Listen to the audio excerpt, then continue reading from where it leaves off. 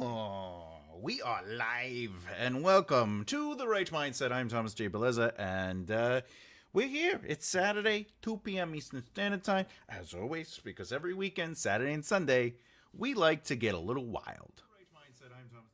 And by being wild, every Saturday is educational or informative. Sometimes I talk business on the author world, or I teach a lesson on writing. Sundays are the Write a Book With Me series from concept to conception. Today is all about author voice. So I've been doing a series called Rewriting the Greats. And what I do is I take the first couple of prose of a great novel, or in this case, a novel from a published author, and I basically show you not like, hey, look at me, I can write, but I break down and explain what makes my voice, and then kind of show you what it is I'm doing that establishes my author voice to help you sort of look at your own writing and say to yourself, am I writing with my own author's voice, etc., etc. Before we get started, though, I definitely would like to wait a little bit for a couple more people to come in. If you're just jumping in and you're either watching the new ads because the channel has officially become something of I'm an official YouTuber. Hey, anyway, feel free to tell me what you're working on this weekend, or if you've gotten some writing done. I'm going to put a poll into the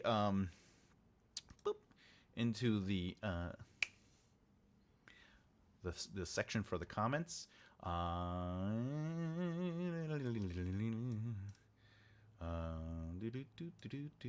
do this.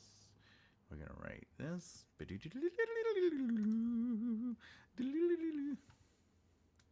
You didn't get an ad. You'll get one. You'll get one. I'll make sure you get one. If you want, I could do an ad. Do you feel that your bowels are moving too loosely or too aggressively? Well, Super Colon Blow is right for you. All right. Super Colon Blow is from Saturday Night Live, if anyone doesn't know. All right. Let's see. I'm writing a few. Let's see. This is going to be about author's voice, because today is all about author's voice. Getting started. Actively searching. And then, of course, what voice? We'll do a no one. Okay. All right. Welcome. All right, let's get into it. Boop. All right. We're going to just jump. Oh, I got to share the screen. Apparently I got to hit buttons. All right, there you go. Boom. All right. I also I made it so I can move around the screen now. And I did this so we can move it around. All right. If you're new here, basically what this series is I take the first few prose and I'm just going to rewrite it in my voice. We're going to talk about it a little bit. I'm going to talk a little bit about, well, as we all know, Melissa Blair's voice on A Broken Blade. And basically, this whole series is to help you discover or evaluate or even understand what your voice is as an author. Okay? If you can, please vote in the poll. We will discuss the poll after the end of the hour. But for now, let's get into it. Please let me know. It should be clear. You should be able to see the screen.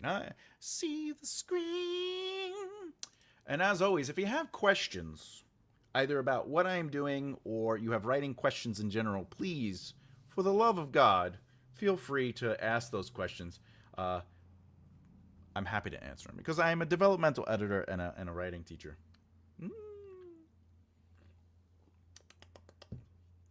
So it's like free advice. Okay. Also, if you notice, I got a new camera. Does the quality look good or does the quality look good? I think it looks pretty good. Look at that. I think the quality has definitely improved. All right, let's do it. So first, I'm gonna read her stuff here. Let's break up the sentences though, so I can see them clearer. I also want you to look at something very important about sentence structure when it comes to, because one of the things about author voice is like how you use sentences, the word choices, the rhythms. But it's also good to sort of break up your sentences, okay? And sometimes, if not always, you're going to hear the term, hey, that's not grammatically correct. All right? So, for example, look at this humans, okay? This is a single word sentence, okay? And some people are like, hey, you can't do that. You can't do that. Well, in creative writing, part of your author voice is the way you utilize sentences to create a rhythm, to create a style. Either it's lyrical or it's analytical, whatever the case may be.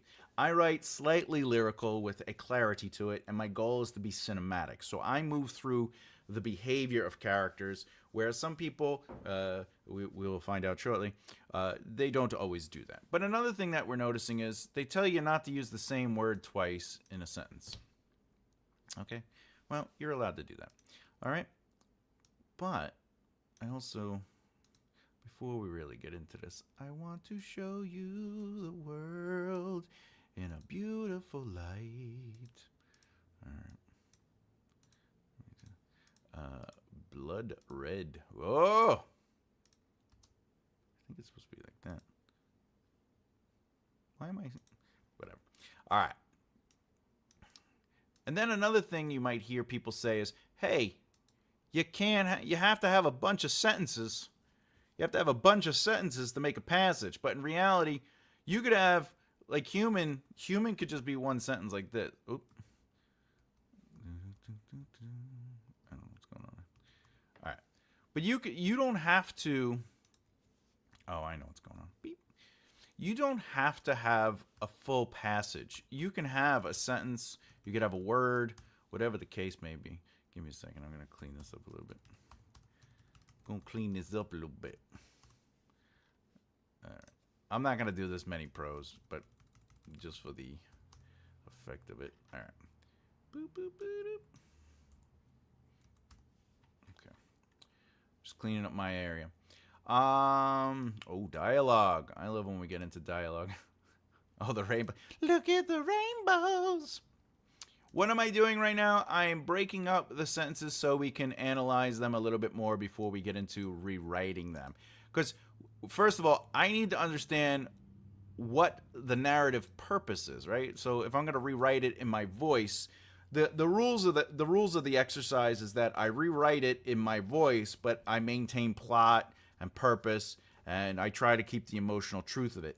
I like to try to change as much as possible to fit my voice, but sometimes, I'll end up using a sentence or a few words that fit the movement of whatever the author is doing. But this exercise is something I recommend you do as an author to help you discover your voice.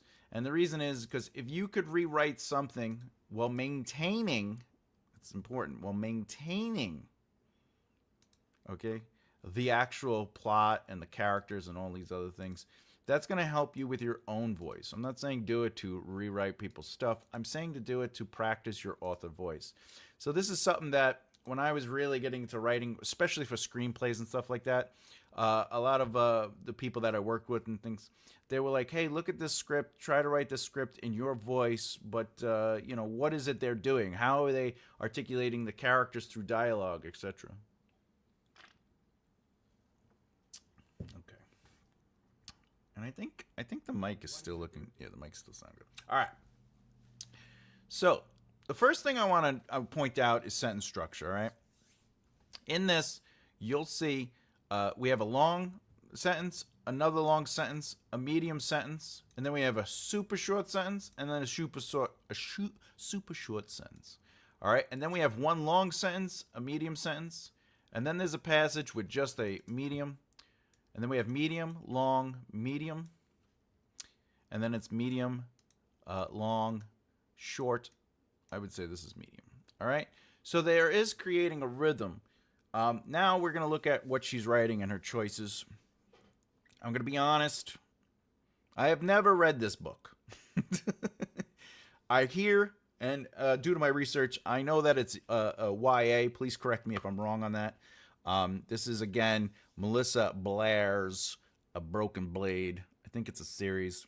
But anyway, it is first person. And it is in past tense. Well, let's see how it goes. I had 17 blades concealed along my person, each one more than capable of killing the man in front of me. That's telling. The slivers of steel tucked into my leathers would land a deadly strike before he even saw my arm move. That is telling. The twin blades I had crossed against my back would be slower, but he was mortal. That's also telling. Human. He couldn't outrun me. All right, so he was mortal. It's interesting that mortal is capitalized. I wonder why that is. Is it, again, I don't know this story. So is mortal, is that like a title of something? But then she's like, mortal, human. He couldn't outrun me. So we are learning something. It is telling. We're learning that maybe she is more than human. She might be something else. She might be another species. That I don't know. I'm assuming she might be elf. Whatever. But let's talk about it. So I had 17 blades concealed along my person, each one more than capable of killing the man in front of me.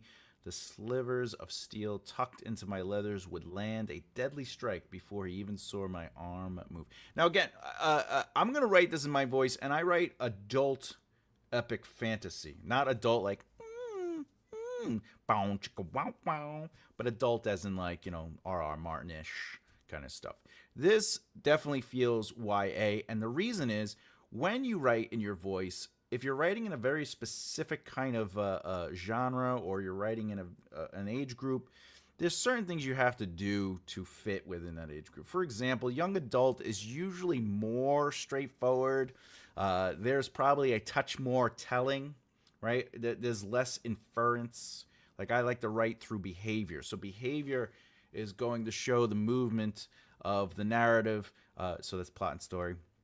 And their emotions through how the characters are behaving and what they're noticing. I also like to do processing. Processing is, instead of this, processing would come off like maybe thinking, not thinking like thoughts, but like it would be which of the seven, because I also like writing third person limited, but which of the 7 blades, which of the 17 concealed blades would best work against, you know, the man in front of me, or the man in front of, well, I don't even know her name. Does she have a name? Arya? Probably Arya. I don't know. I don't know the character's name, but so I might say which of the 17 concealed blades would be best capable to kill the man in front of her. All right. There's silver steer tucked into my letters. I would probably be like, this is like showing, because we're seeing it, but then a deadly strike before he even saw it. That becomes telling. So why am I bringing this up? Because when I write in my voice, I use telling for context, not exploration. But again, this is YA. And again, please correct me if I'm wrong. I have not read this book, but I believe I could just do a double. Let's do that.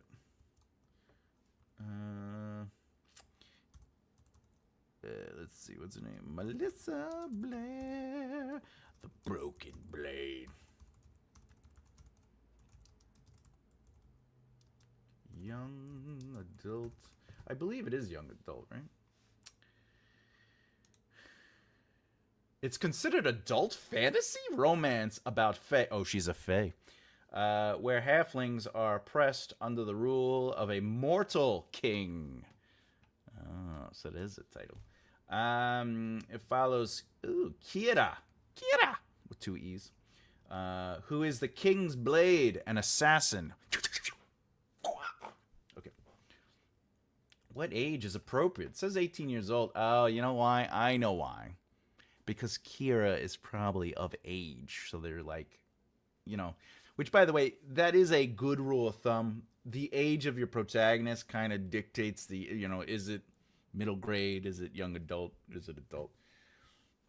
But again, you know, the first character we see in Game of Thrones is Bran. Bran is a child, but it is definitely not a young adult book or even a middle grade book. So also tone is important too. Interesting. Okay. All right, let's get into it.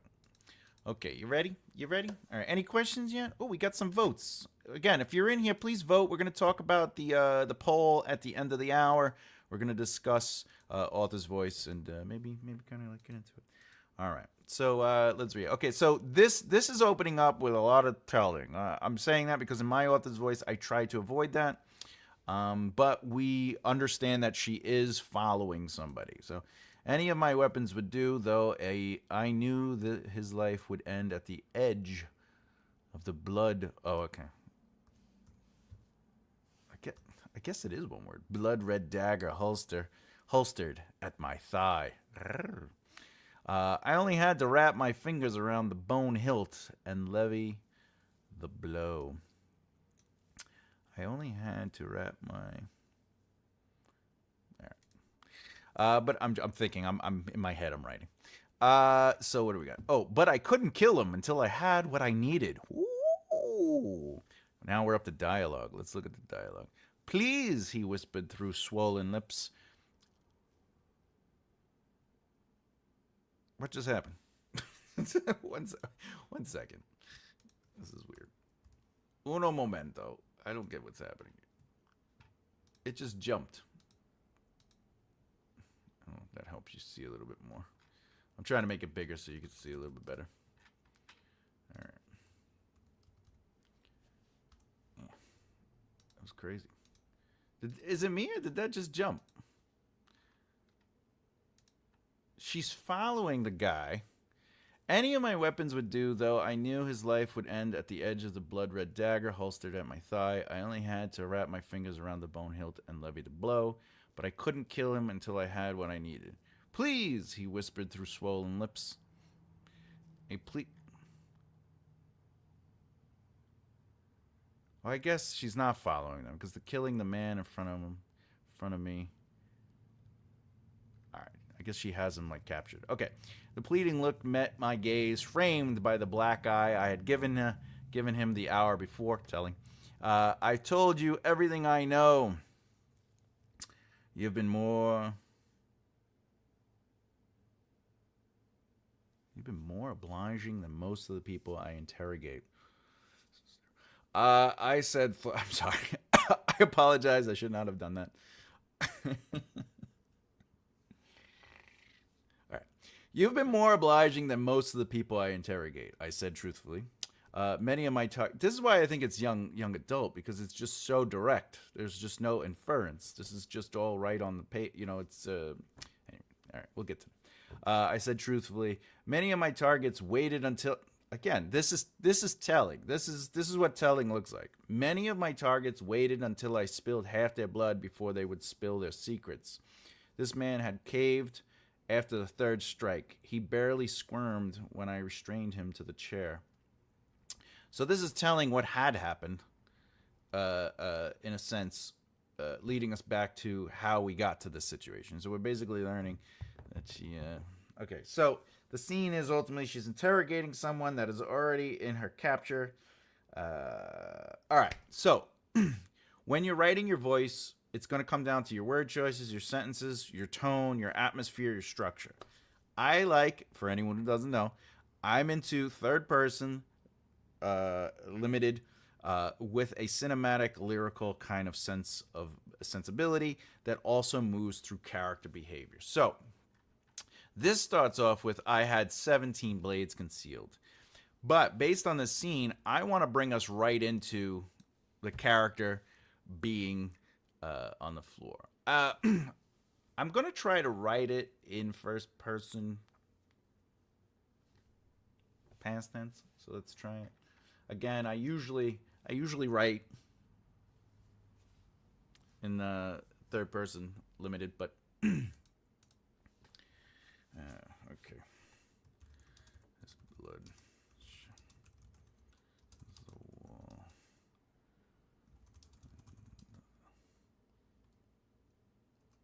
Punch. His face. His lips.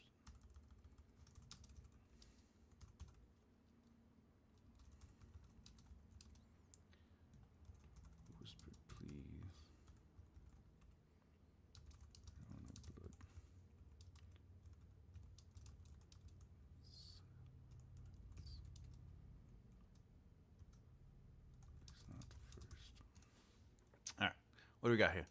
This will be Thomas when he reads my first. No, stop. No. I'm not like that. I'm just, my brain is like, analyzing. It's over analyzing. Okay. Blood splattered along the wall. Along the wall. His face swelled.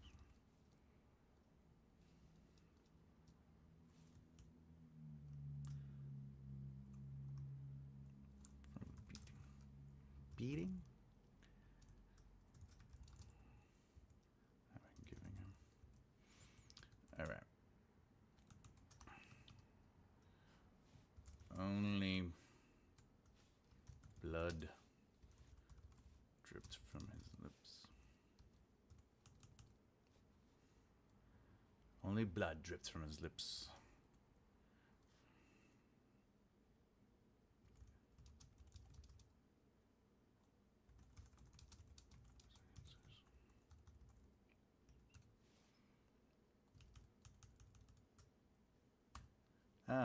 Only blood dripped from his lips. His insolence. Wait a minute. Let's go back here. Okay. Blood splattered. I should spell that right. Splattered along the wall. All right.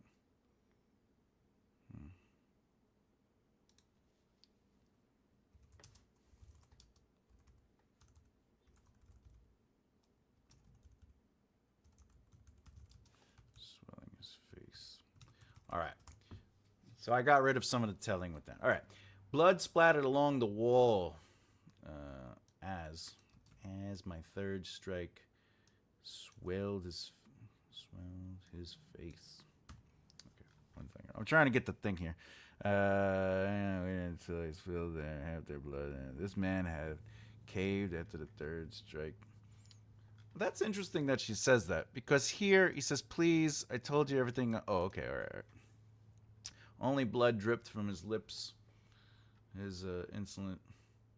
I think I spelled that wrong. Yeah, insolence had all been lost by the third strike of my hand. Okay, so I'm going to go back here. Blood splattered along the wall as my fist struck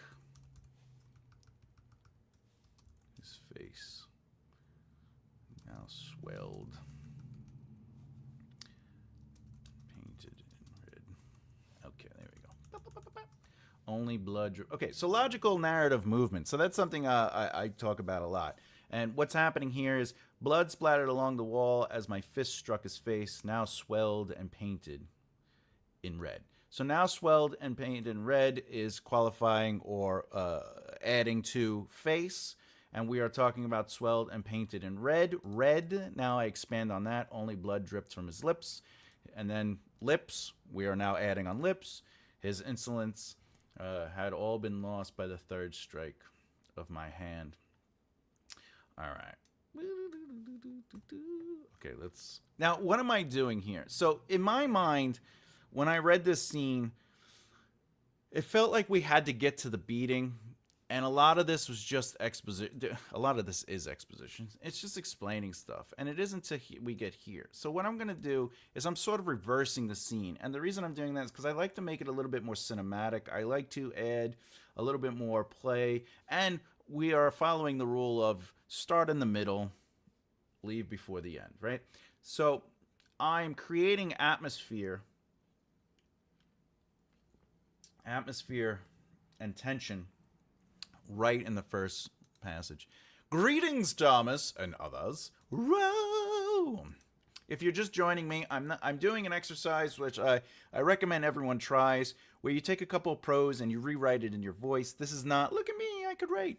This is showing you that we can take already written items, and if we stick to the plot and stick to the themes and stuff like that, we can create the same scene but through our voice. This exercise also helps us with our own writing because when we're approaching our writing, we are establishing. It's sort of like martial arts, right? So in martial arts, when I took Aikido, I took Taekwondo, I took Kempo, okay?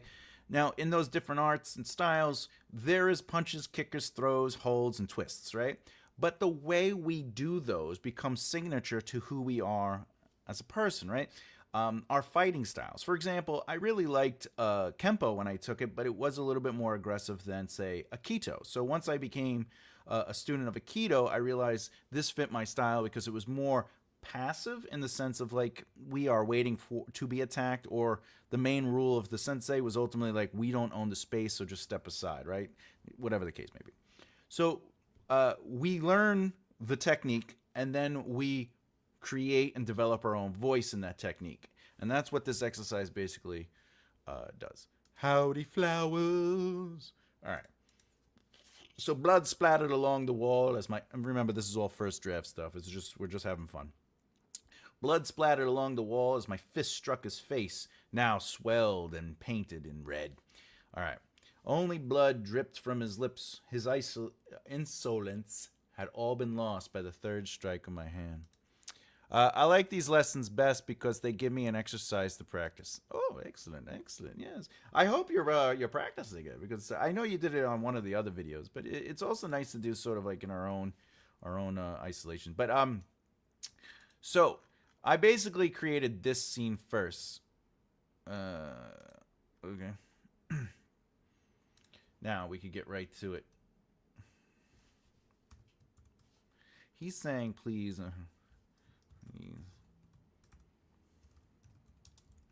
His words. Okay, please.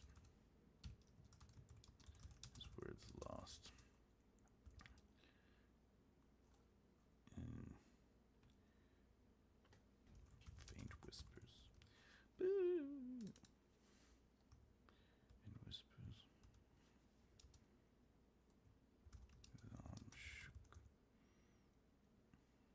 Some shook, even tied to the chair. His instinct rattled to break free, while his head lumped backwards. Okay, so again, one of the key elements to my style of writing that I enjoy, that is a part of my author voice, is show, sometimes tell. I tell for context, but I show behavior. I like the cinematic feel. I like framing things. I like the spatial elements of stuff. Okay? So, with that said, please, his words lost in whispers. I would actually say his words lost in whispers. Both arms shook. All right. Okay. Even tied. Even tied to the chair, his instinct rattled to break free. And his head failed.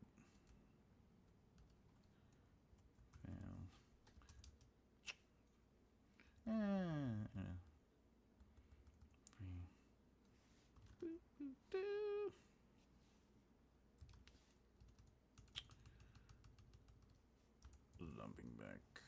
All right. Okay. Now again, remember this is all first draft. All right. So, please, his words lost in whispers, and both arms shook. Even tied to the chair, his instinct rattled. Instinct. I spelled that wrong. Instinct. Instinct. Rattled to break free. His head lumping backwards. So what am I doing? I'm creating movement. There's a physical movement to him, but there's also sort of like we understand what he's going through. Whereas a pleading look met my gaze, framed by the black eye. Okay. I told you. Okay, so please.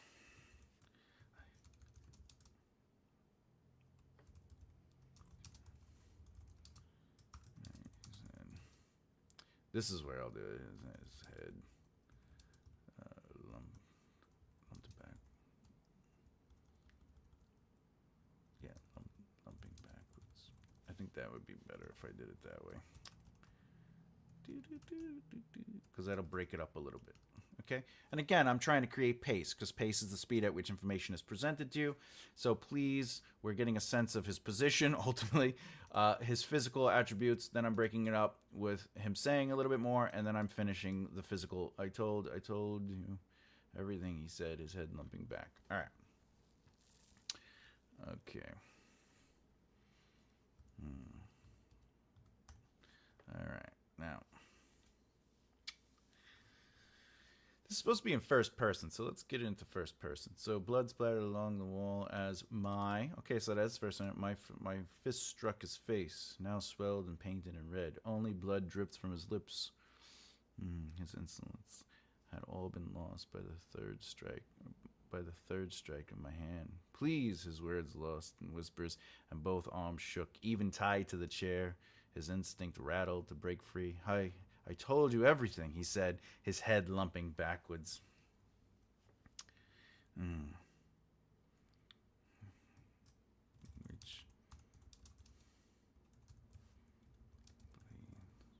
Which of my 17 concealed blades would finish this mortal's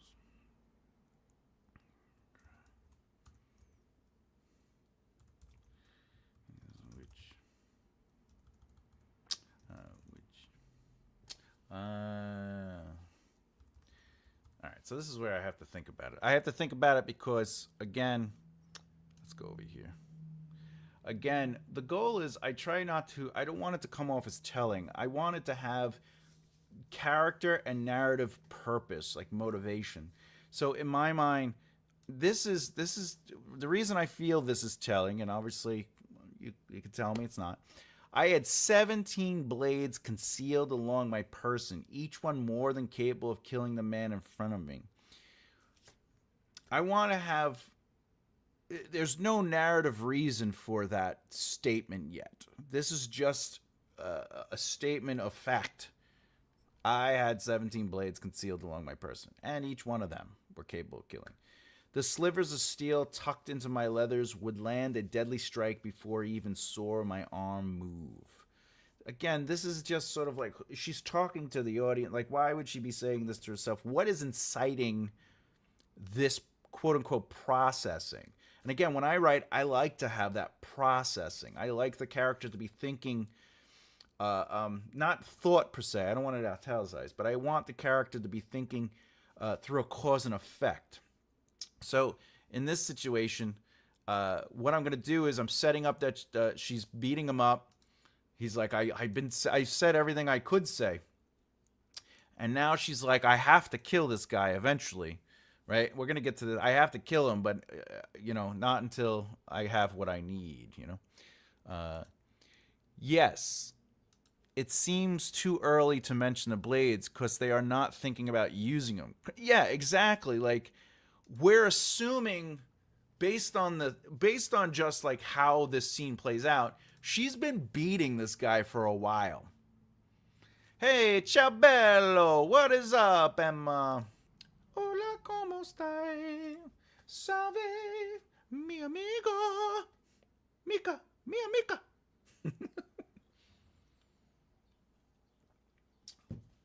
We are working out author voice, Emma. Author voice. Hello. All right. Emma. Okay. So, so going back, like, for me, I need things to have a cause and effect. So that's why I definitely didn't start off with, like, describing the fact that she has blades. I wanted to jump right into the physical action of the scene and kind of, like, get into the tension. But now I feel like we can get into sort of who she is and describe the fact that she has these blades, etc., etc. So let's see what we got here.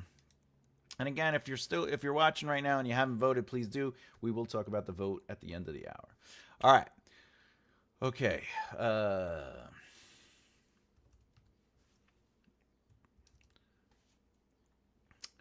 is a good word for instead of stroll, like to like, you know,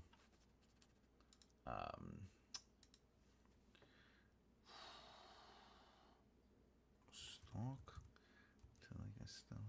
I don't know, stalked.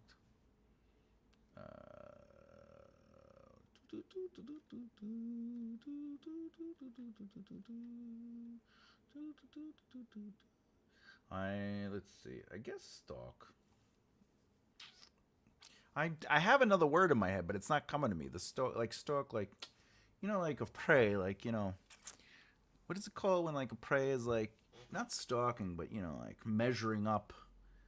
Maybe it is stalk, like to measure up somebody. You know, like I don't know. Oh, prowl, prowl is prowl the word?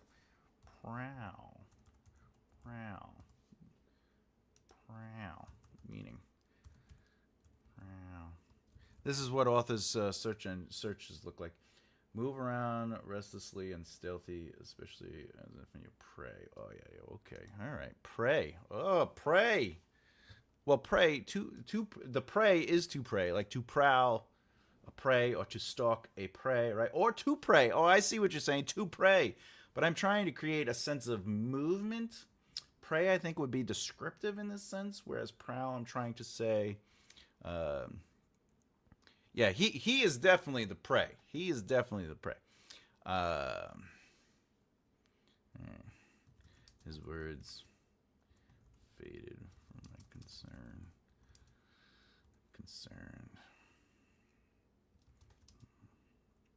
My soft sight.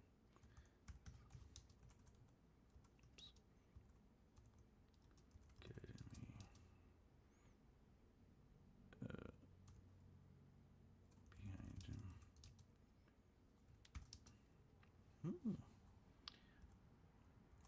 I proud.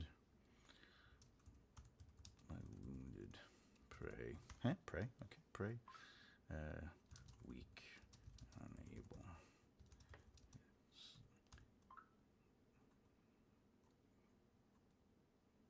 It's unfair.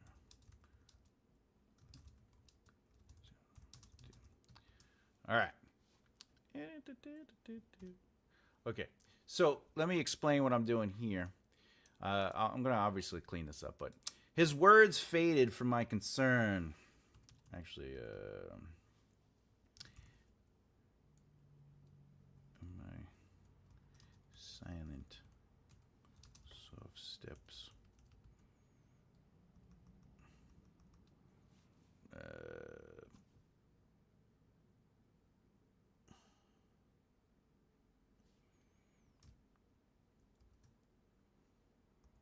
Proud behind him.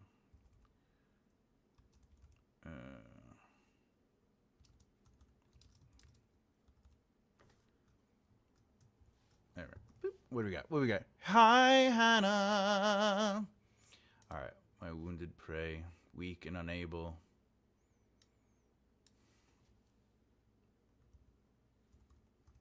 Weak and unable. Truly unfair. But I had a job to do. Okay. But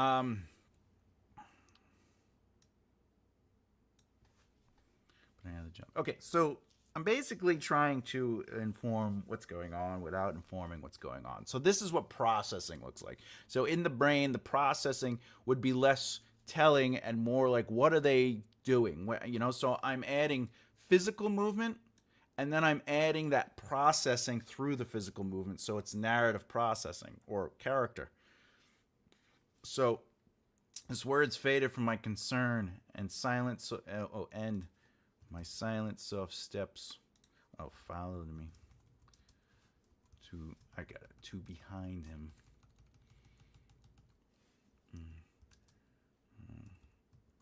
Prowling. Around my prey. My wounded prey, weak and unable. Truly unfair. Actually, I could just get rid of that. I don't need the prowling. I'm just trying to fit that in, but I don't need it. All right. His words faded from my concern, and my silent, soft steps followed to behind him. Followed me. I think it should be led. Steps led me. Oh, beyond his eyes. I stood quiet behind him. I stood quiet behind him. Yeah, quiet behind him, my wounded prey, weak and unable, truly. All right, quiet behind him, my wounded prey.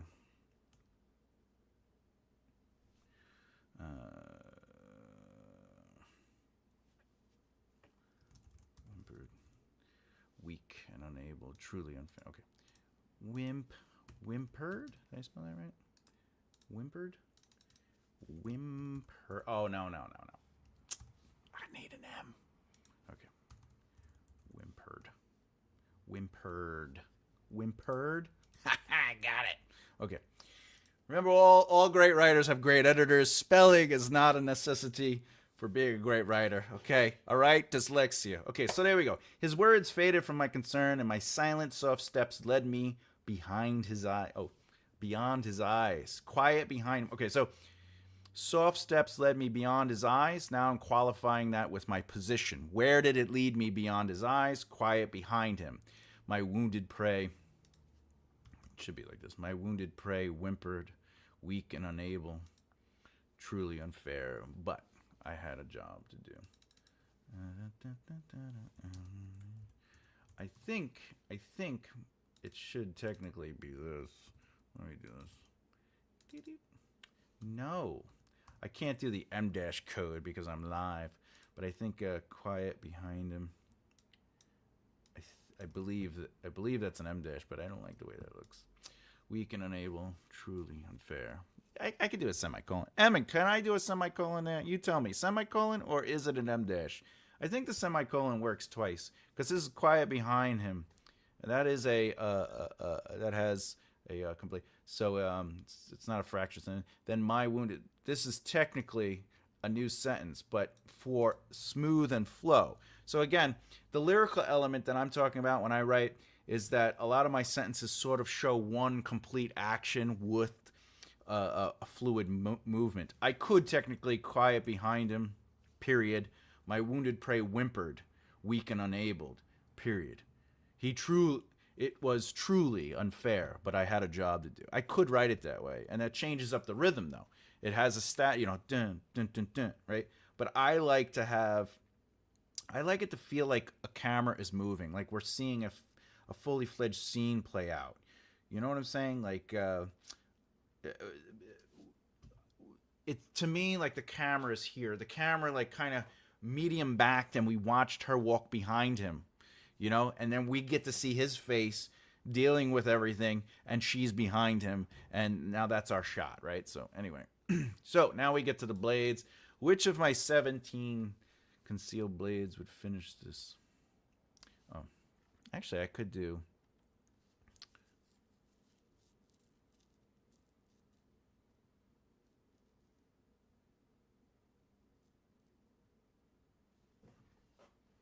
Okay.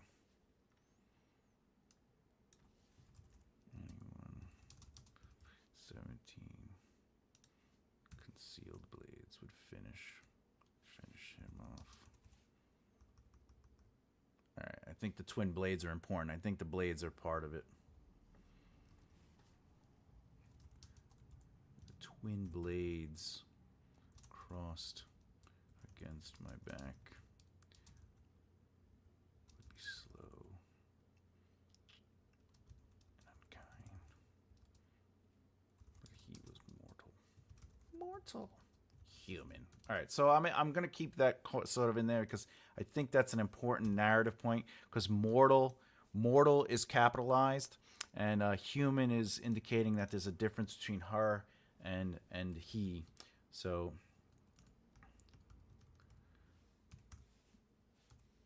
my twin blades crossed against my back.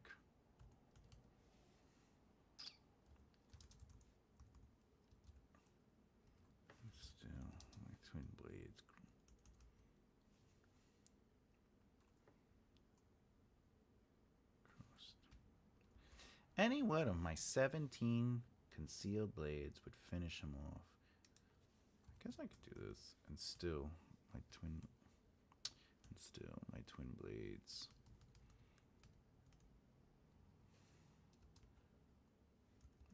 Crossed against my back. What is that? Crossed. My twin blades crossed against my back. Be slow and unkind, but he was mortal, human. He couldn't outrun me. I don't understand that. We understand that. I guess that, again, that's why it's telling, because we're like, all right, humans can't outrun Fae. I got it. I got it. I got it. All right, let's do it. I think I'm done. I think I finished. All right. And still my blades were unkind.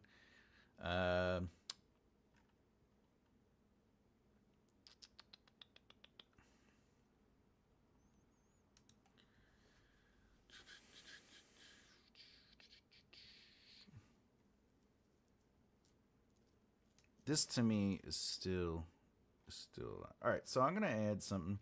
Please, as words. Oh, I have chair. Okay.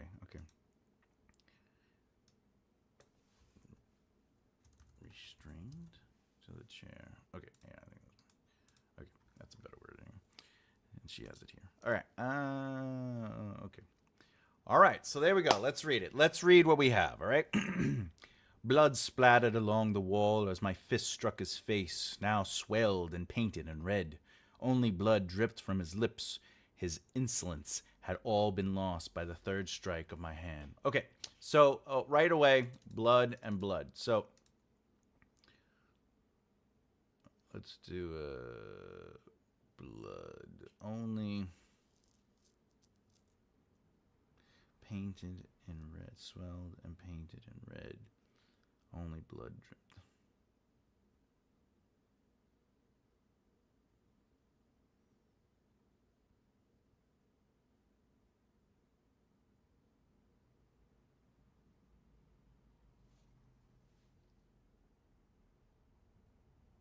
I guess blood works. What? This is just a first draft. All right, so let's do it again. Blood splattered along the wall as my fist struck his face, now swelled and painted in red. Only blood dripped from his lips. His insolence had all been lost by the third strike of my hand. Please, his words lost in whispers, and both arms shook, even restrained to the chair. His instinct rattled to break free. I told you everything, he said, his head lumping backwards. His words faded from my concern, and my silent, soft steps led me beyond his eyes. Quiet behind him, my wounded prey whimpered, weak and unable, truly unfair, but I had a job to do. Any one of my 17 concealed blades would finish him off, and still, my twin blades crossed against my back would be slow and unkind. But he was mortal, human. Still...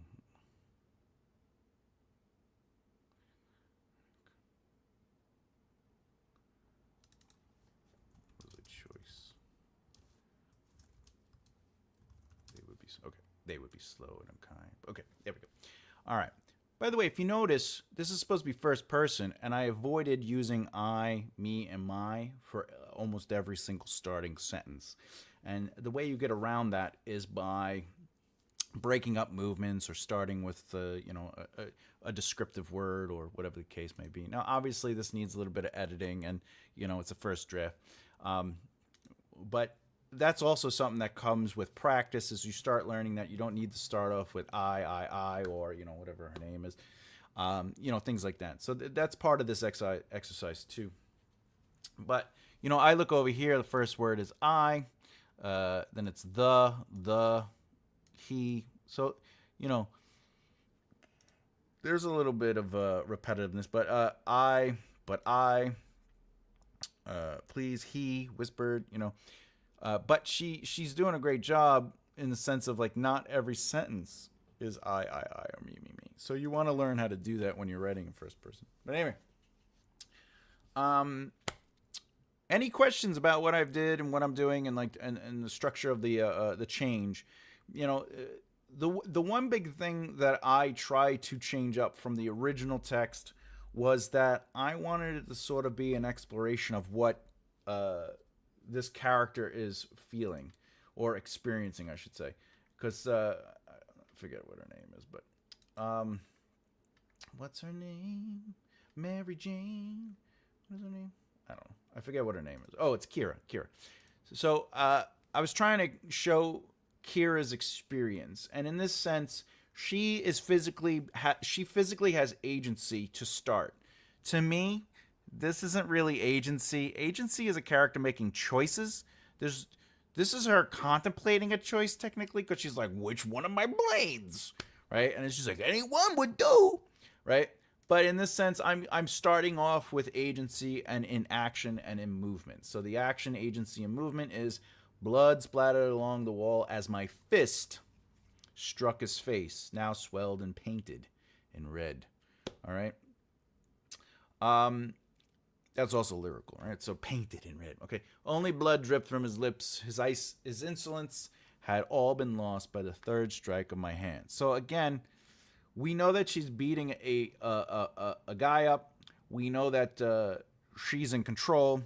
Now we have to expand on that, right? So who is the guy? So the logical narrative movement is expanding on the guy. So please, his words lost in whispers, and both arms shook, even restraint to the chair. His instinct rattled. So a lot of this is taking what was said or told, you know, and kind of changed it up a little bit. It gave it a little bit more movement. Okay, but again, my style of writing it doesn't make it better or worse. You know, it's just all about voice, author voice. And when you're trying to establish your voice and write a voice, it is about those little choices. I chose to focus on the physicality of the scene. I chose to start with agency. But that's just a choice, because being a writer is about asking questions and making choices to those questions. And that's one of the elements that help you establish your author's voice. I feel this is a little bit, for me, this feels too passive. So I knew I didn't want to start with the passiveness, but I couldn't kill him until I had what I needed. You know, like, I feel like that could be explored towards the end or even the middle of the scene. But, like, again, like, until I had what I needed, like, we might be able to show that. We might be able to let the behavior reveal that. I do like that he pleads, but like, why do we got to do the black eye? Him the hour. But it's good that it's an hour, okay? I had given him the hour before, so we know that, like, she's had him for at least an hour. So that might be something that I explain within the scene. But I don't. The thing is, when it comes to exposition, I'm not a fan of exposition dumps. I like to slowly reveal things over the course of something, and I don't think that's necessarily important right now. I don't even think it's important in general, but anyway. And like this, you've been more obligating than most of the people I interview. Yeah?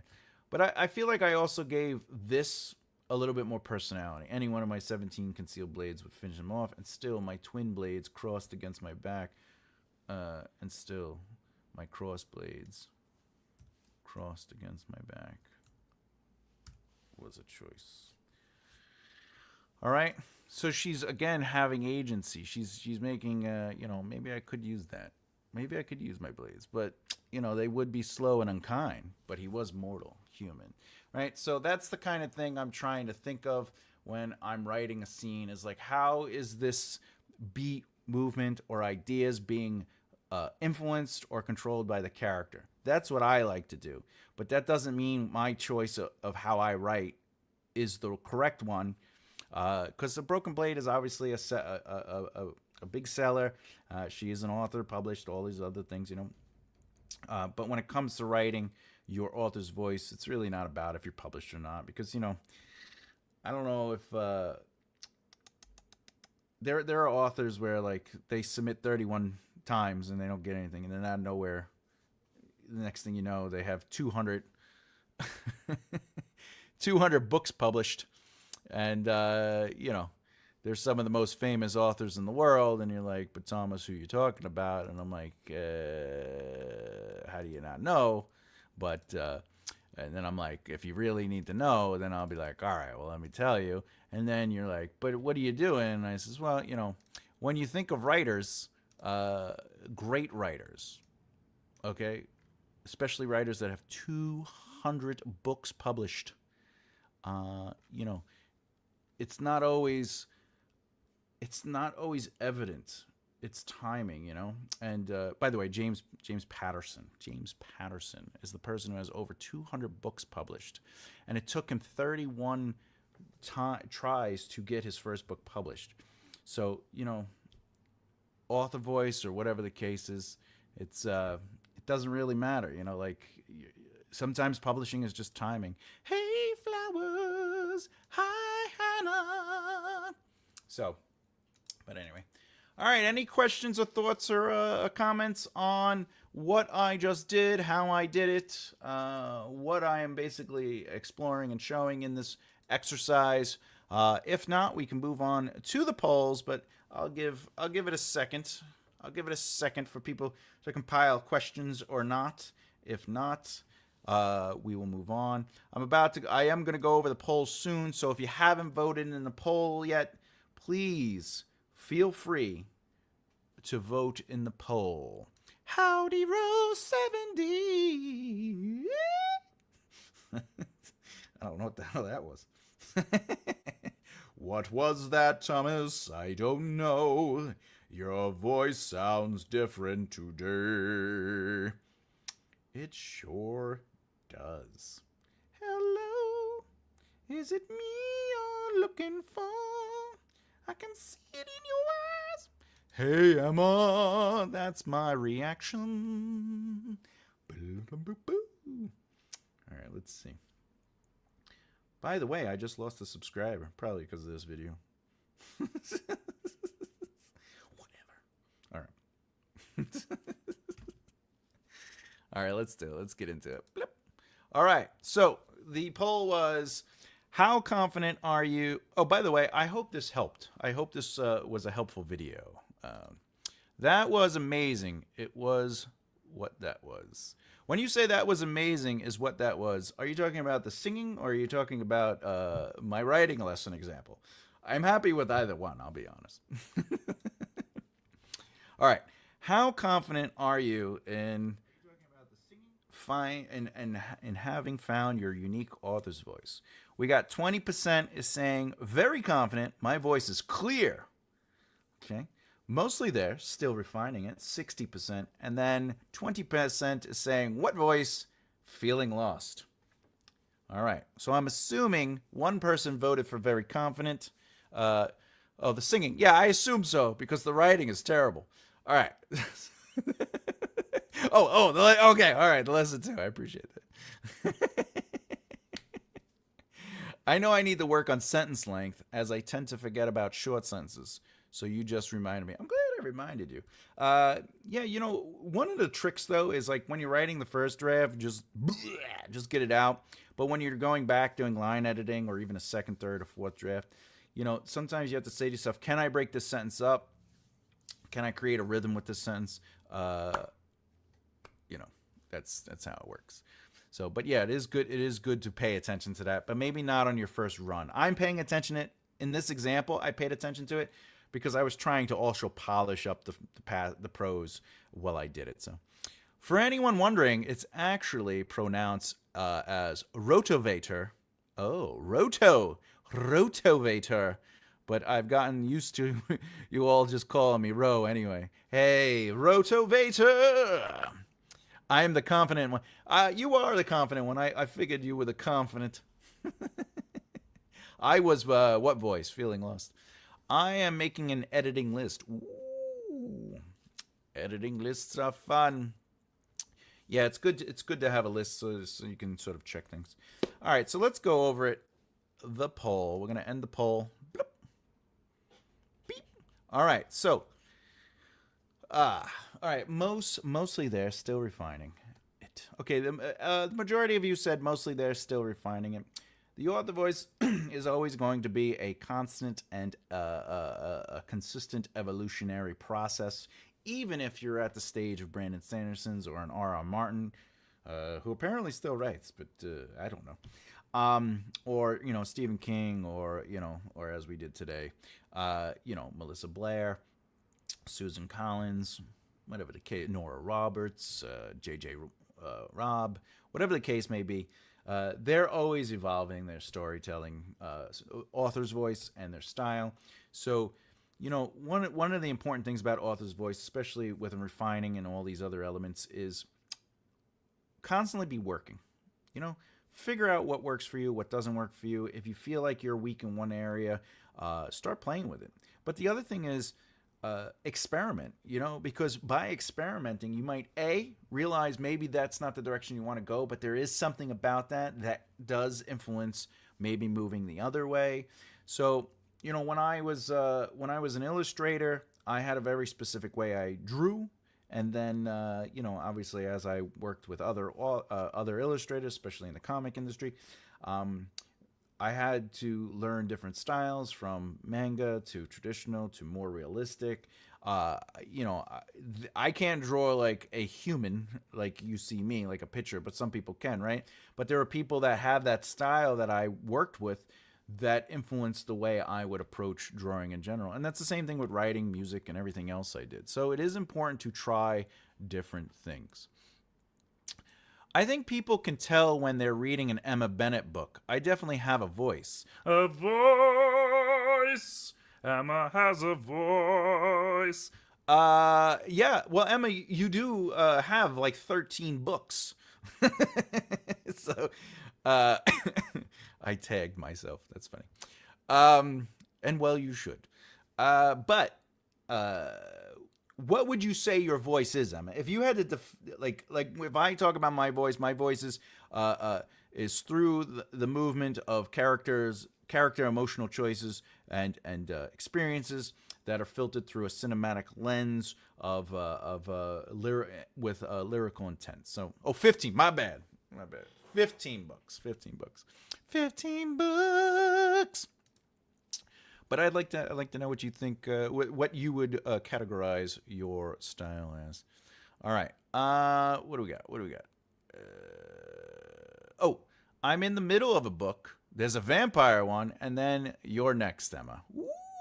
What's the vampire one? And then what's the Emma one? I would definitely like to know that. And 4 more written. 4 more. Wow. I'm very proud of you. Get it right. Yeah, I try. 4 more. Yeah, I just worked on a book today, so I'm pretty excited about that. My camera kind of just, what did my camera do? Let's load up my camera and readjust. Let's readjust, shall we? By the way, watch this. I could do this, and then I could go like this. I could zoom in. Look at that. Okay, there we go. New camera. I love it. All right. Did you like that? Did you like that little magic chick? It's magic, I tell you. Magic. All right. Does anyone have any questions, by the way? It's the hour. It's the top of the bomb, Oh, here we go. We got an Emma voice. My voice is cozy and gentle. All the nice words and plenty of emotions shown. Ooh. Yeah, I would say that. I would agree. But I do like your sex scenes. Your erotica in the children books are amazing. I just want to point it out. Emma writes amazing children erotica. If you haven't read it, no one else has either because it doesn't exist. But it should. I'm just getting Emma back for that time where she's like, "You're demonetized," because she cursed. It was funny. Why is this not showing up?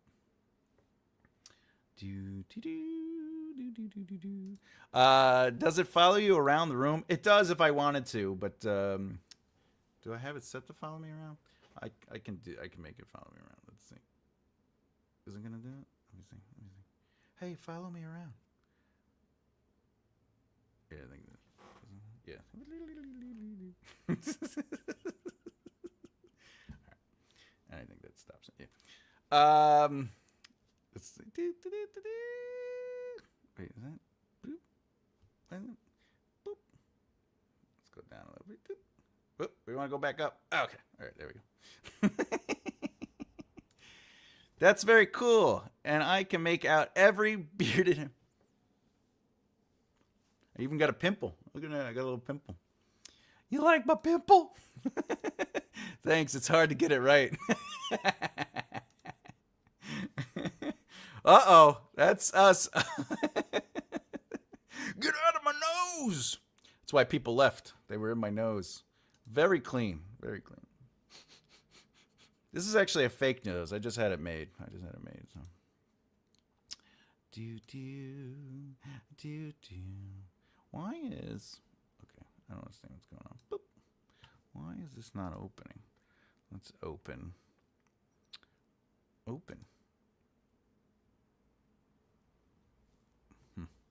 Weird.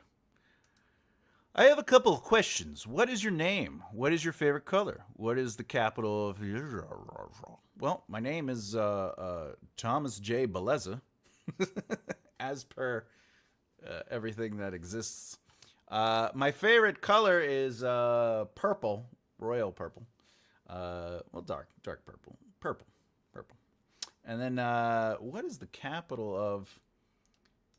What is the capital of Assyria? Well,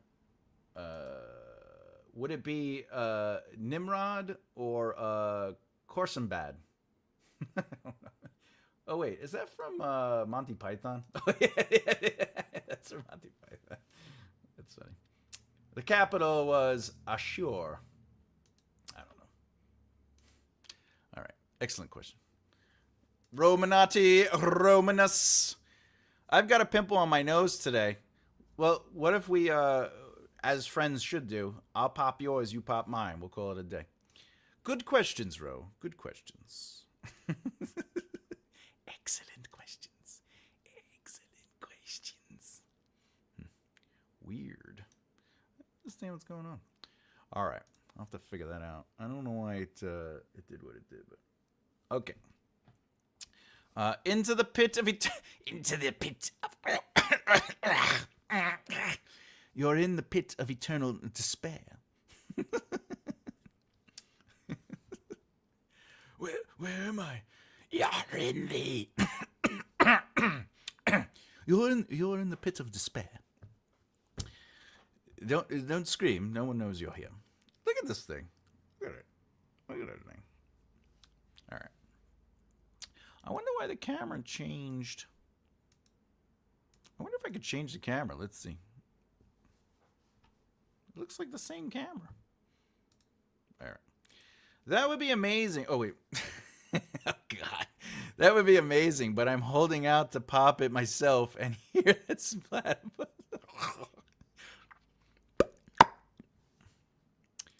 One time I had this friend, once. You know, I avoid friends at all. No, I had this friend, and I had known him for at least 8 years at this point. And he's what I would call someone who doesn't bathe all the time. And we're just sitting there, and he would just have these pimples all over his face. And one day I just looked at him, and I was just like, bro. And he's like, what? And all of a sudden his pimple went. It's so gross. And I was like, that thing popped on its own. I was like, you gotta wash your face, buddy. It was so funny and so gross at the same time. Beware of those killer bunnies. Those rabbits are dynamite.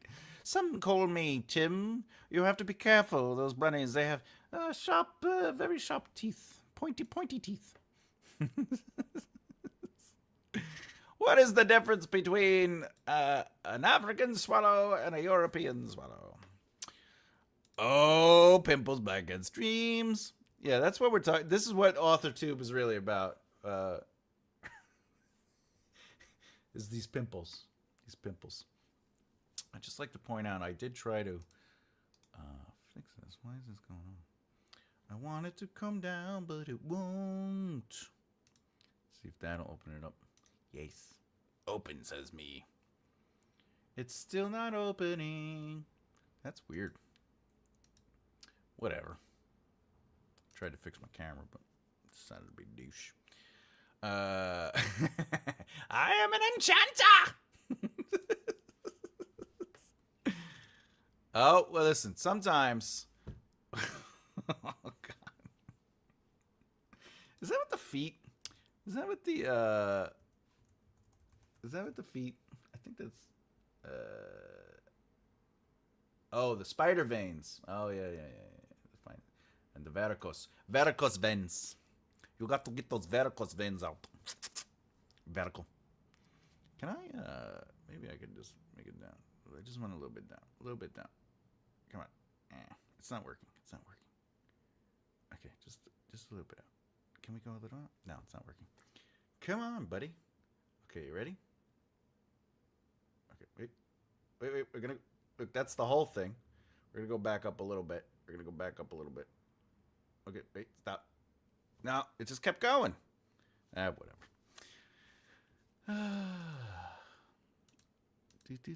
Anyway, all right. So,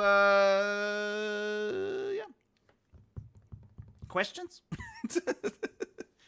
I want this camera not to be on my entire face. I don't understand what's going on.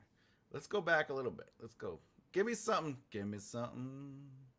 Anything? Anything? Okay. Just a little bit. Just a little bit. Just a little bit. I just want to go a little bit. Let's just go a little bit. No? No? Okay. It's decided to just be a douche. Let's go a little bit. No! Just go back a little bit. No? All right. It's not doing anything. Whatever. All right. What we got? We saw Behind the Curtain. You've seen Behind the Curtain many a times. I don't have any this week. That's all right. Maybe next month. Great. The magic's gone. We've seen Around the Curtain. I'm distraught. I'm distraught. Listen, we're all distraught. Destroying the suspension of disbelief. Listen, not high. If you didn't know, this is a curtain. This is not the wall. But you could see you could see whatever you gotta see is all I'm saying. But I feel like the camera is way in my head. And I just wish it was back a little bit, you know? But I think I'm having trouble getting this thing going here. All right, come on. Come on, camera. Do me right. Do me right, camera. No? Let's see. Come on. Anything? I just want a little bit of backup. I can't do it. I can't do it. And the thing won't open up. I can't open the thing up. All right. It's a vampire curtain. It is. Behind the curtain is vampires. I just want to point that out. There are vampires behind the curtain. And they're not friendly. They're definitely not friendly. Let's do this again. Come on, bad boy. You know what it is. Can we do it? Can we do it? Where is it? I just look like I'm saying, I'm a loser. Come on. Nothing? Nothing? All right. Whatever. What? How could you lead me to believe that curtain wasn't all there was to it? I'm a cruel man. I can't help it. I can't help it. All right.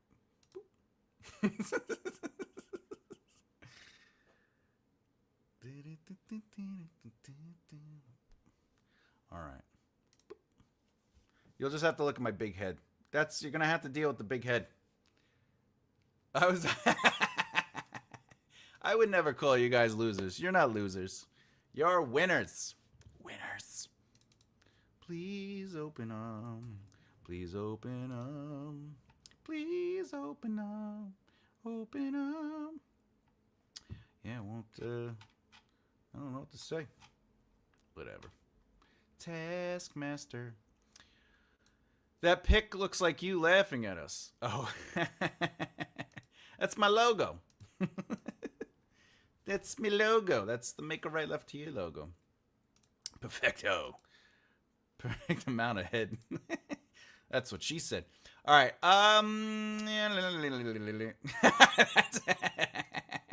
This is why Emma and I are friends. It looks like it does look like that a little bit. Just what is it? What is it? Yeah, I made it one day. I was bored and I just had my face like this, whatever, and I was just like, let me cut it out and make anything. Anyway, if you haven't done so already, by the way, you can find me on makearightleft.com.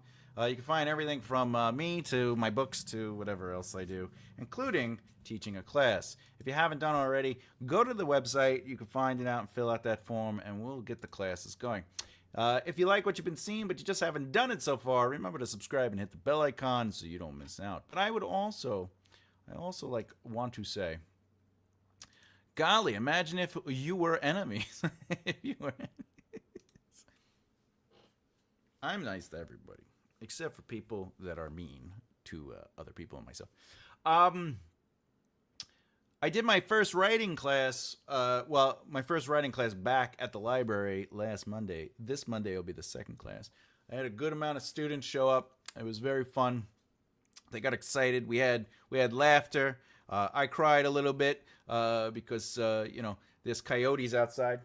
But anyway, it was fun. They had good questions. They were excited.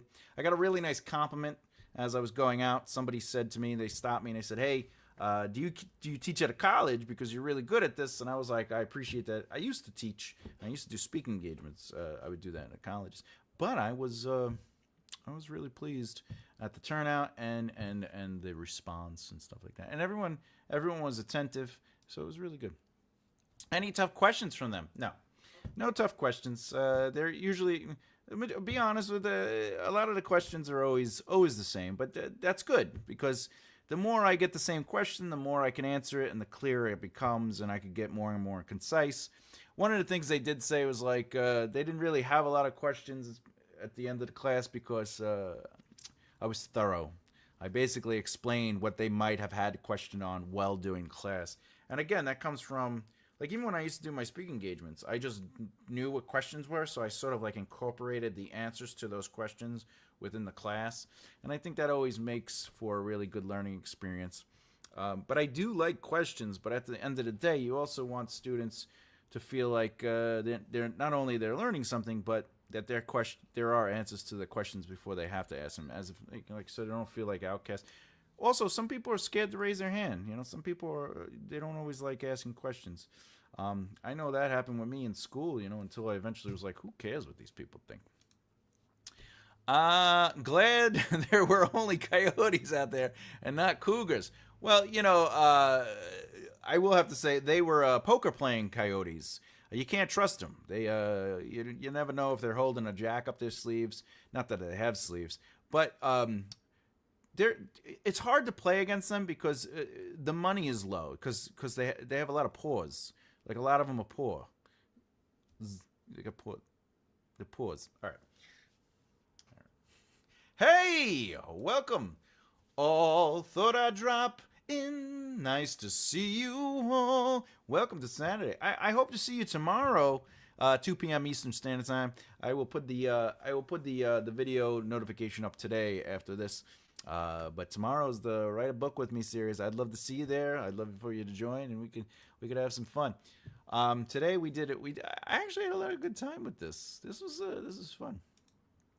I'd like to get, hey, just for fun, what were your thoughts about the rewrite and the change? Was it hello? Hi. What are your thoughts on the changes and the adjustments of the piece? I'd like to kind of hear that. Maybe I could create a lesson or a thought experiment on that. So if anyone has any thoughts or words on that, I wish I could. This is still not working. All right, whatever. Oh, you know what might be going on? I know what might be going on. I got to do this. Boop. That's what I need to do. There we go. Let's see if that works. Is that what I had to change the camera? No. Still being stupid. Camera stupid. I don't understand. Anyway. Yeah, so if you have any thoughts on what I did to change it, the reasons I changed it, and or just what I wrote, that might be a little helpful. I thought it was informative and encouraging. Oh, you watched the video. Oh, excellent. You were here while it was going. Oh, thank you. I appreciate that. I'm glad that you enjoyed it. That's pretty exciting. The camera is short-sighted. It really is. Can I get... Oh, you know what I could do? Maybe I could do this. No, it's not. I think I can just go... Is that... It's supposed to have a thing on it, but whatever. Oh, here we go. Here we go. Come down here. All right. Here we go. Look, it'll move with me now. All right, that's fine. It's just so close. I just wish it would go down. All right. Just sit beside the curtain. I should. Wait, I'm not sure what I'm commenting on. Oh. Well, what was informative, encouraging? Oh, my lesson, maybe? I don't know. Your camera, walleye.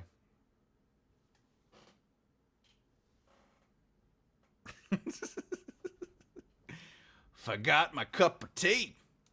I'll be honest, I forgot my cup of tea. There's always a cup of tea. Anyway, all right. Boop, boop. All right, that should fix that. I wish, is it fixed? Yeah. I just wish it would just, no, give it to me. Can I do it this way? Maybe that, nope. Forgot my cup of tea. All right. I think I'll have a sip of Chepsy.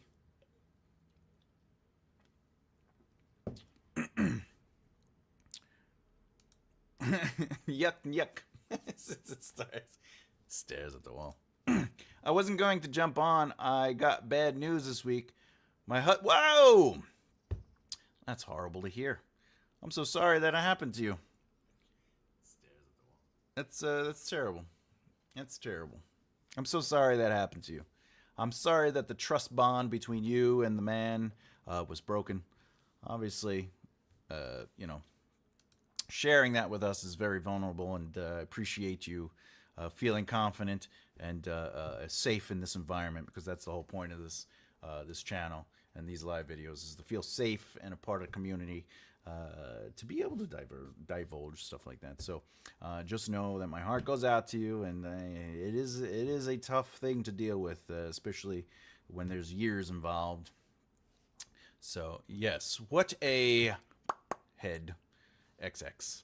I think X is hug. Yeah. Yeah, I know, truly, writing is helpful for that, right? Because now you could take the emotional truth of what happened and what you're experiencing and really give depth to not only your characters and the verbiage, but it also allows you to escape a little bit. Reading is a great escape, but writing is the ultimate escape, where you're just sort of like, the goddess, in your case, the goddess of your world. So thank goodness for writing to escape into eggs. Yeah. Cheating. It's a weird thing. It's even weirder when somebody says, I cheat for the thrill of cheating. And then you're like, didn't you just get engaged to your girlfriend? And they're like, yeah, but and you're just like, we can't be friends anymore. I had to stop being friends with people that think like that. That's a weird thing to say. They're happy now, though. They have kids. They have a kid in the house, so that should be good for them. Compassion and peace to you. For sure. All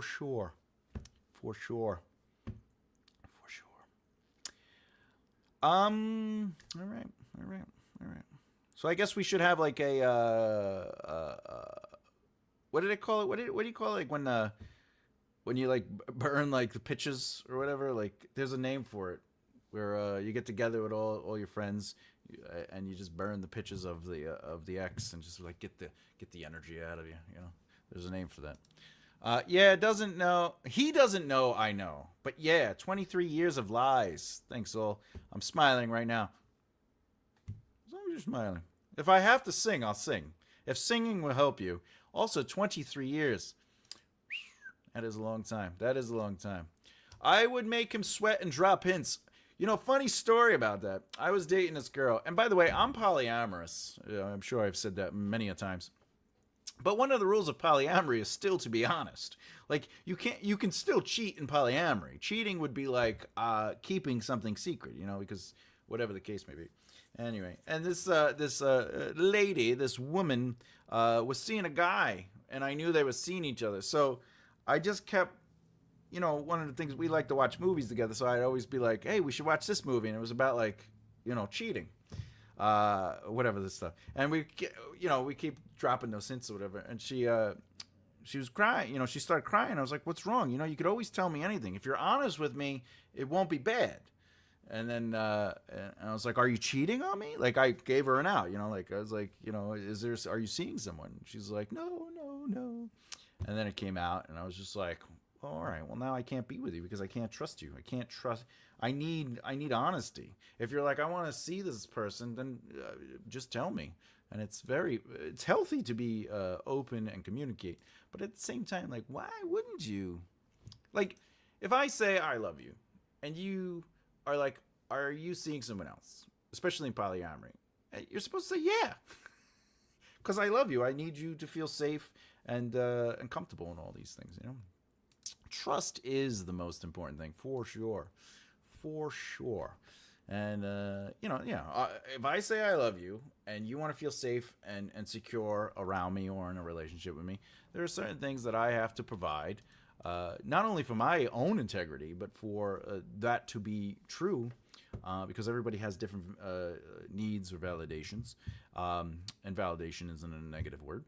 So you have to figure out, well, how do I maintain a space of safety and comfort and love and communication with this person to help with what they need? And it's the same thing in reverse, But anyway. By the way, if you're watching this channel, it's a writing channel, but we also talk about relationships, because relationships and people, emotions, is part of writing. Someone asked me the other day to go, "Why did you study psychology if you always wanted to be in the creative arts and writing?" I go, "Well, for many reasons. As a performer, I want to understand emotion. But as a writer, I need to understand emotion. I need to understand the cause and effect of things. I need to be able to articulate the emotional truth that we might not always see, feel, or hear, but people still make choices based on those." Thomas, agony uncle. Welcome to agony uncle corner with Thomas J. Bellezza. Tell me about your peril. So they were like, "Yeah, but if you want to be a writer, you should study writing." I was like, honestly, going to school for writing would not be as effective for me personally as studying narrative through television, film, TV, plays, character development through research of people, psychology, sociology, understanding the heart, understanding choices, things like that. All that helped me become a better writer. I never technically went to school for writing. Just like I never really took lessons for guitar. I always was like, how do I learn this? Let me get involved in the community. Let me surround myself with other people from that world and that writing, and let me have conversations. That's important too. Communicate things. That's the other reason you want to build your circle of influence, not to influence your career, but to influence better habits and understandings of the industry you're in. And, when it came to music, if I hung out with successful musicians, I learned about the industry from successful musicians. If I hung out with local musicians that I was a part of originally, what did I learn? I learned all the misconceptions. Oh, you got to play shows to build your audience. But if no one's showing up, what am I playing the shows for? Oh, you got to play shows on bands with bigger audiences. Why? Because you got to play better than them, still the audience. Yeah, but if they're death metal and we're progressive doom metal, we might not connect with that audience, And you learn from successful musicians that it's all about brand first, music second. And the reason is because music, just like books, is the reward for your audience building a connection with you. But my point is, if you establish relationships with people in your community, it's communicating with them and speaking to them and just openly talking about the craft of writing, the style, the techniques, what works for them, what doesn't. So I'm working on a book right now on outlining. It's going to be an outlining book. There's 27 plot point outline, and it's going to explore that. But in the book, the opening chapters talk about how, like, oh, I'm a plotter, I'm a pantser, right? And it's like, they're the same thing. No. Plotters outline everything, and pantsers just write on the cuff of their pants. No. Plotters create an outline through discovery. Pantsers develop their novel through discovery, but they have ideas. You know what I'm saying? Like, they know what I have to write. I have to explain the ordinary world while I'm pantsing. So what does that look like? Right? They still have direction. They still have a sense of purpose. They still have beats they need to take. You need a midpoint conflict. You do. Right? You need a resolution. So you're writing to these things. So even though you might not have an outlined, you still, as a pantser, are discovering through beats. You're saying, here are my narrative nodes, and I got to write to them, you know?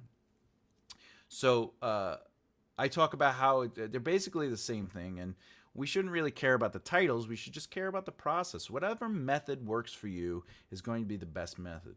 But whether you outline, if you're a plotter or a pantser, whatever you want to title yourself as, understanding narrative structure helps both people. So whether you're overly detailed or you have a general idea, it's going to help you find your way through that narrative.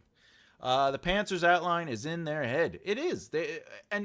But it might not. They might not be like, here's every little detail. But they might be like, look, they're an accountant, and let's see what that looks like. And then they'd be like, all right, well, what's the destruction? And then they're like, oh, this will be a good destruction because I need to disrupt this.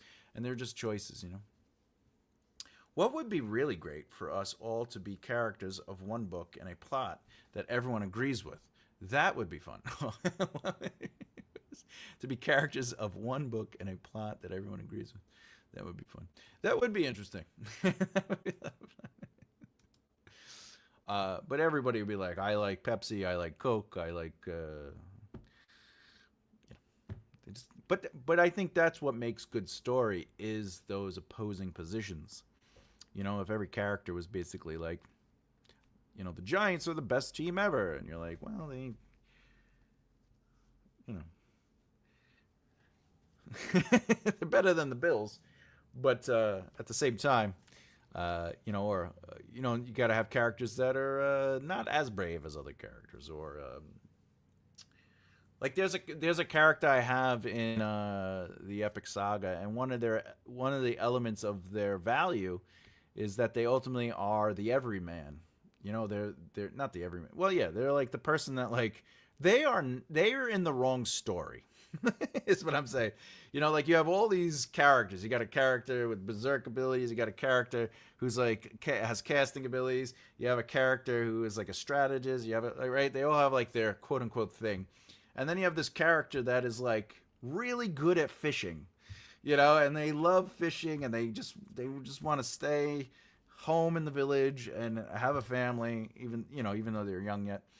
And then, but you need that character there to quantify basically these other characters, to be the voice of the audience, you know, where they're like, you know, I can't berserk out, I can't cast fireball, I can't do all these things, but I'll fish. And you know, but it's having that disparity, that position change, or I should say that position, and then challenging that position to allow them to earn their right to be in that world, you know. So I don't know. I'm sorry. I just went off on a narrative explanation tangent. Tangent. All right. Doop. Let's stop that. I still don't know why that thing didn't load up, but we'll fix that. I'll have it fixed by next week. Don't you worry. Don't you worry. Well said. Thank you very much. I appreciate it. By the way, I love that you have an EE in your name, and that'd be good for author name. Like if you're going for E, you know, like EE, you know, like EE. Also, it's LL. Look at that, LL. I like that too. LL. You got some good letters there. Got a good strong name. Good strong name. I just want to put that out there. Good strong name. All right, what are we doing? It's 3:30. Been doing this for 90 minutes. I guess we'll get ready to go. But again, if anyone has a question about writing and you want to get it in, let's do it. If not, we'll hold it to tomorrow. Tomorrow is going to be fun. It's going to be, writing a book. That's my husband's last name. Well, you know what? You can own it and be like, I'm taking ownership of it.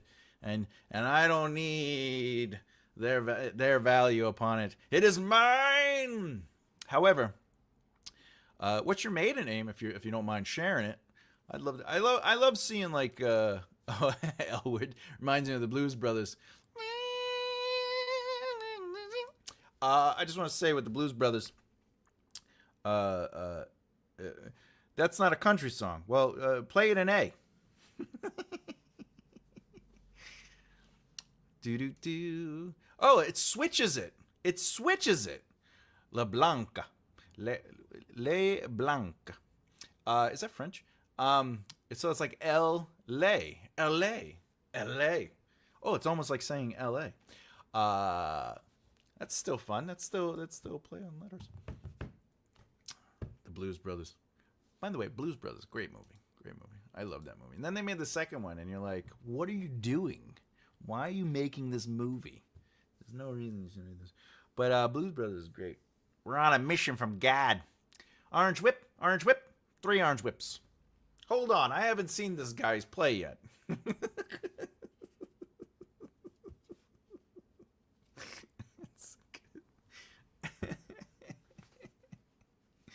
So funny. I got 2 guys out here.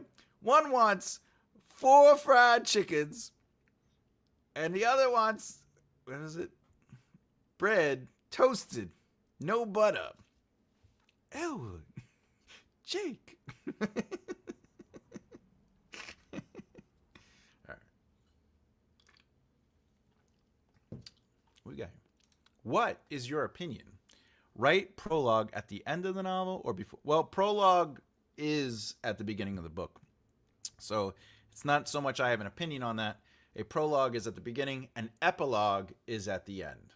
So my opinion is a prologue prologue is at the beginning of a novel. An epilogue is at the end of a novel. They both have very specific purposes, neither which are the same.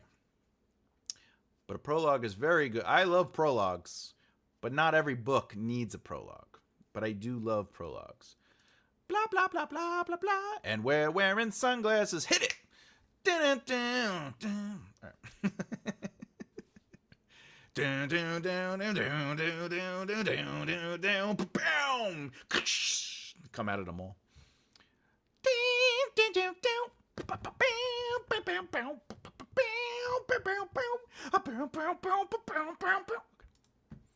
I can't remember the whole line.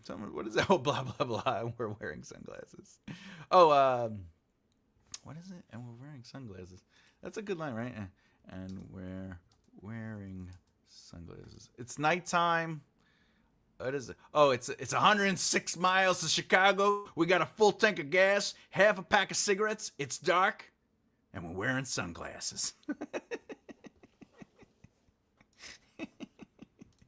Yes, but I've heard people only write it after the story is written. Oh, that's interesting. I've personally never heard that, but that doesn't mean it hasn't been said. So that is an interesting look at the prologues. I don't know if I would recommend that, but yeah, that was it, right? And it's dark. Well, yeah, writing a prologue at the end of your book is good, but you have to put it at the front. But yeah, because like you read the whole book and then you're like, what would really summarize this book, the tone, the themes? What is the purpose of this book? And how do I sort of like introduce that to the audience in a way that'll help? And then that really becomes your prologue. Do do do do do do do do do do do do. Ooh. Sorry. I am sorry. Oh, what do we got? 'Cause pantsing mostly then, I had no idea where I was going.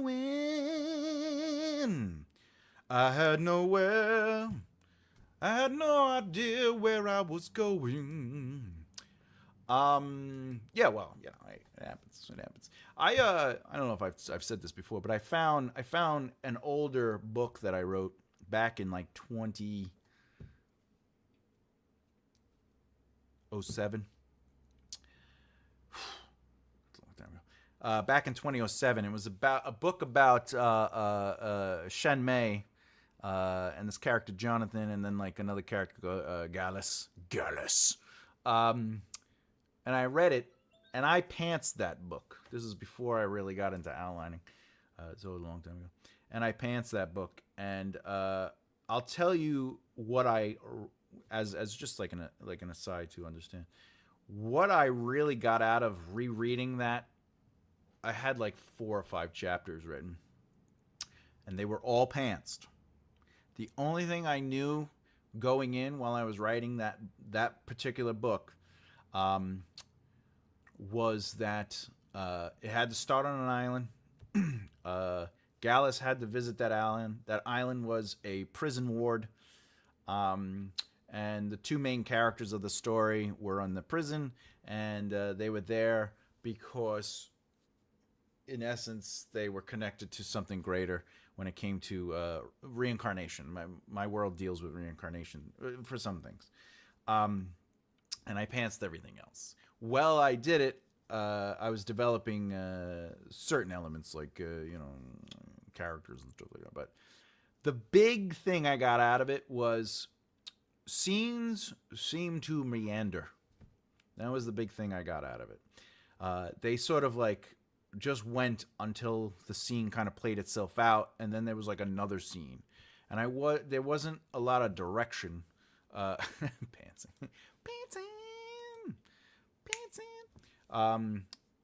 The scenes were interesting still. Like you could see the development of my voice in there, like the lyrical elements and the way I sort of like let things kind of build on each other, and there was a lot of behavior on the page. But again, it was like things were happening, and yet characters still made choices. But here's an example. Obviously, I'm not going to release this book. It's going to be rewritten if I do. Gallus shows up to the prison.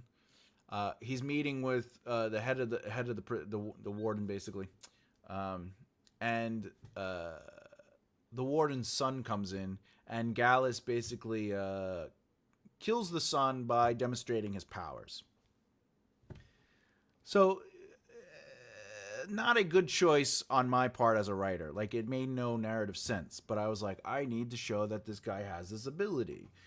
And that's where pantsing, I think, I was not aware of while I was doing it.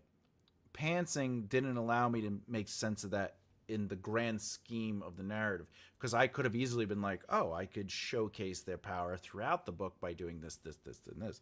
Whereas with this, I was like, oh, I need to show his power, so let me put that in a scene. Oh, I need to show that this person is important. Right? It became like scenes were written to do a thing that wasn't necessarily scenes were written for the movement of the narrative. So that was the big thing I got out of it.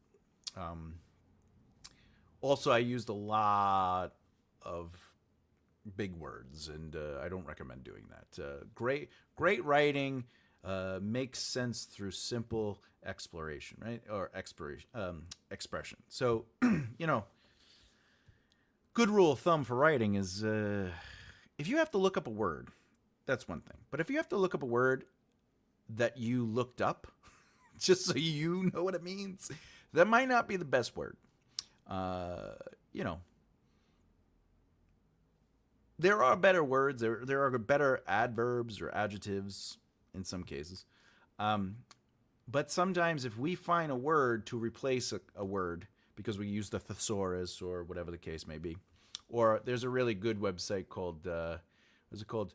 Wordhippo.com. Wordhippo.com. WORDHIPPO.com. That's a really good website. It's basically a living thesaurus on the internet. It's not AI. It is just a thesaurus organizer, whatever. Anyway, but if you look up a word and you're like, I need a different word for this. I've been using the same word all day. And then you find a word, and then you have to look that word up, and you still don't, you're like, oh, I didn't know what that word. That might not be the best word. And the reason is, the reason for that is because if somebody has to think about what they're reading, the pace slows down. Not because the speed at which information is being presented, but the I should say the fast read of it slows down. So it's not really about pace; it's the fast read of it. So logical narrative movement is because there's less thinking involved for the reader, and everything is sort of connecting to itself. So when you start putting more complex words in there or more jargon, it's going to slow down the read, which is different than pace. It's going to slow down the read because the more somebody has to think to make sense of something, the slower that read is going to be. That's what I use. Yeah. It's a really good site. My friend introduced it to me a couple of years ago. I love that site. Word hip hop, because it also shows you like variations of the words, but also in association with the behavior of the word. So if it, run has 23 definitions or something ridiculous like that. But like you could look up run, and then it'll show you like different variations. Is it running of a computer? Is it running, is it having the runs? Is it running? Is it, whatever the case may be. So it's a really good site. I usually don't use that word as a better word will be there, and I click that and it's more appropriate. Yeah, exactly. The idea is like, I'm looking for a stronger word that would be better used here, but I'm not looking for a harder word. And that old book that I wrote was filled with just like, what is the biggest word I know for this? Because it was before there was like, before all the stuff like that. I didn't really use the internet like I do now. But I was just like, and my girlfriend at the time, her mother was reading. She's like, I really like the story per se, but like it's so thick. Like it's hard to read these passages sometimes because I have to look up words. And I was like, okay. And that was a really good lesson though. That was absolutely a good lesson for me. Something that you do find out anyway if you're around communities, because you'll hear people say that. You'll hear them say, sometimes said is better than, right? Because sometimes said is just the word you need. It's just to keep the flow of the narrative. Should I use their name or not use their name? Use their name. Why? Because it's just clearer, right? When you're writing, it's clarity always outweighs style, but style is important. So if you're going to write lyrically, not purple prosy, that's completely different. Purple prosy is just like, what am I in a dream? But lyrically or poetically or whatever the case may be, no matter how pretty you make it, it still has to have clarity. So that's the most important rule of writing is clarity first, because without clarity, we can't understand context. Without context, we can't understand what's happening. If we can't understand what's happening, we can't emotionally be engaged or involved in the evolution of the characters and the narrative, or I should say plot. Not the narrative, because the narrative is plot and character story.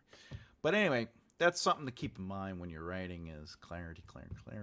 Sorry, I went on a tangent. I apologize. That's what we do here. We just talk about writing. But anyway. All right, so we've been doing it, what is it, an hour, 48 minutes?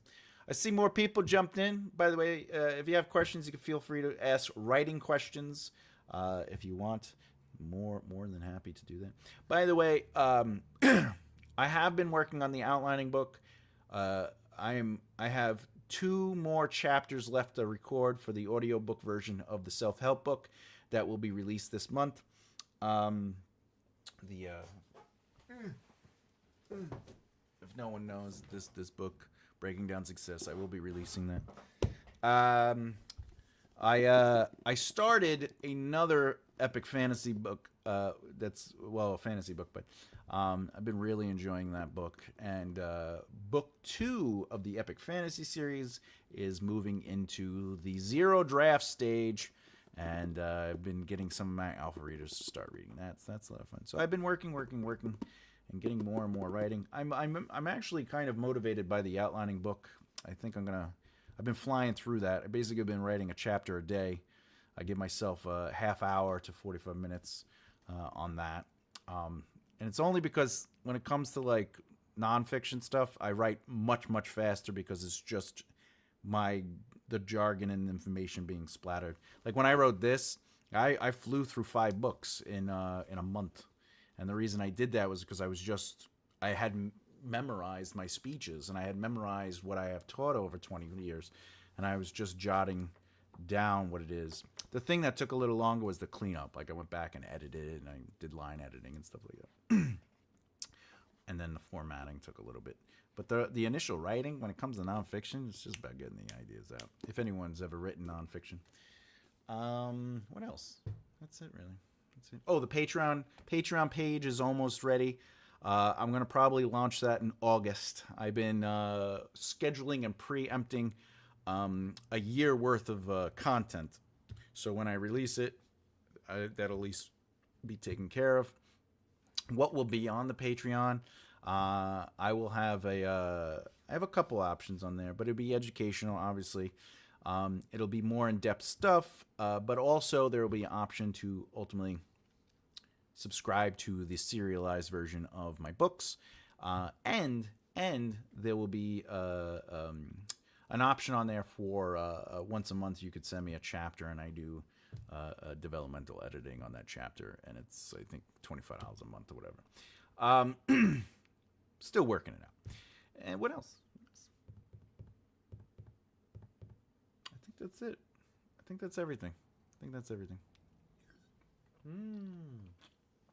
All right, let's get out of here. All right, everyone. Woo! Like I said, go to makearightleft.here.com. You can see everything that's going on with me. You could even wave to me if you wish. You could email me through the website. You could sign up to the newsletter so you could get everything you need. I recommend the newsletter. I don't send it out all the time, but I do try to send it out every Wednesday. But with that, I gots to go because it is lunchtime for this old man. With that said, I'm Thomas J. Bellezza. As always, keep developing the right mindset. I'll see you next time.